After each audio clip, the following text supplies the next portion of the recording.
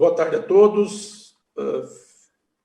Fefo, Fernando Guimarães, Nelson Jobim, Raquel Lira, prazer vê-los, cumprimentar a todos as pessoas de vocês. Bom, eu queria retomar um pouquinho o que Edinho falou, Edinho Silva, e dizer o seguinte.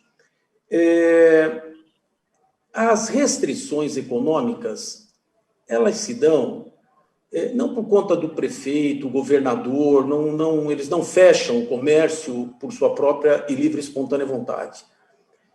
Na verdade, o que faz restrições à economia são os indicadores da pandemia. Os indicadores aumentam, se eles aumentam, as restrições aumentam. Se você tem um número de óbitos maior, se você tem um número de UTIs mais ocupadas, se você tem um número de casos aumentando, você vai aumentar as restrições. Isso é no mundo inteiro. Então, não tem como a economia andar sem resolver a crise sanitária. Não tem outra saída. Não adianta achar que vai ter uma outra saída. Então, eu preciso resolver a crise sanitária. Lógico que existe um problema econômico e social. Nós, na Câmara Federal e o Senado também, nós aprovamos medidas no ano passado que auxiliaram municípios, auxiliaram os estados, auxílio emergencial de R$600, depois de 300. Ou seja, nós amenizamos uma queda do PIB que seria de 9% para 4,1%. Então, nós remediamos a um custo de aumentar a dívida em 15% em um ano. De 75% foi para 90% do PIB. O mundo inteiro contraiu mais dívida. E o problema também não é esse. Dívida significa o seguinte: juros altos ou juros baixos, prazos maiores ou menores, depende da credibilidade do governo. Se o governo tem credibilidade, juros menores, não tem problema administrar dívidas com um governo com credibilidade. O problema é que o governo passou, inclusive, a ter uma postura muito mais populista do que era no meio da pandemia. Então, obviamente, que nós passamos por um processo, quando ele abandona as reformas, quando ele passa a ter menos credibilidade, você vai acabar pagando juros mais altos, juros com prazos menores para pagamento, dos financiamentos, enfim. Mas a realidade é que, se não resolver a crise sanitária, bom, nós podemos fazer mais na parte econômica, e fizemos aquilo quando? No momento de isolamento social. Então, era preciso injetar um recurso importante para manter o isolamento social. O governo perdeu tempo de dezembro até agora que está se começando o segundo auxílio emergencial e as outras providências, mas perdeu muito tempo para recompor esse processo da economia. Mas o problema continua sendo a crise sanitária. Essa é a questão. Nós temos um presidente difícil, ele não assume a coordenação desse processo. O Supremo, em momento nenhum, tirou as prerrogativas do governo federal de coordenar esse processo. Mas não, ele se nega e vai na contramão de coisas absolutamente evidentes, como usar máscara, vacina, as dificuldades. Então, para não ficar na generalidade, a gente ficar, como disse o ministro Nelson Jobim logo no começo, nós precisamos focar nessa questão sanitária.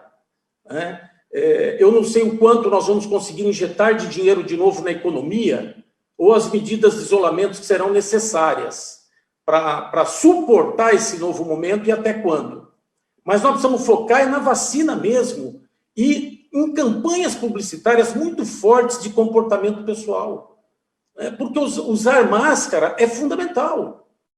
Mesmo com o presidente dizendo que não é. É importante que as pessoas sintam que isso é. E lavar as mãos, as medidas, os cuidados pessoais e vacina. Todo o esforço tem que ser feito para adquirir vacinas. Quer dizer, essa é a solução. E para não ficar ainda em generalidades, eu queria dizer o seguinte.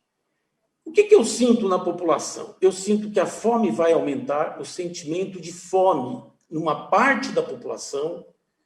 Eu sinto também que há um conjunto, numa parte da população, de incertezas quanto ao futuro, quanto ao emprego, quanto às possibilidades que essa pessoa e essa família têm no futuro.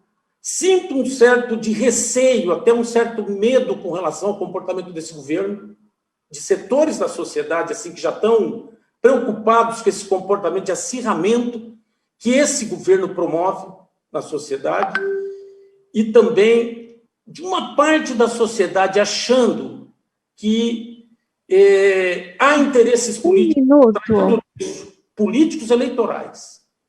Isso é complicado. Nós devemos desestressar esse processo, não nos interessa, e fortalecer as instituições. Então, o Supremo tem que ser fortalecido. As Forças Armadas, é preciso ficar observando. Está aqui o nosso ministro Nelson Jobim. Nós precisamos ter canais, pontes de conversas com essas instituições. Garantir este processo, garantir a CPI, garantir que ela aconteça. É o fortalecimento do Congresso, dessas instituições, da imprensa, para que haja transparência nesse processo. Nós não teremos grandes e nem mágicas soluções para esse processo. Nós precisamos fortalecer essas instituições o tempo todo, ganhar cada vez mais transparências, correr atrás de vacina, de cuidados pessoais e tentar caminhar até sairmos desse processo, porque uma hora nós vamos sair. Mas temos que sair com essas estruturas de pé, com essas garantias do nosso sistema democrático. Então, eu queria deixar só essa fala nesse sentido, nessa caminhada, né? Porque tudo que foi feito ano passado nós fizemos, e esse ano ainda há algumas interrogações, mas vamos fazer, né? Mas sempre olhando lá na frente, porque isso tudo vai passar. Daqui a pouco esse governo que está nos atrapalhando demais vai sair, né? Pelo voto, se Deus quiser, vai sair.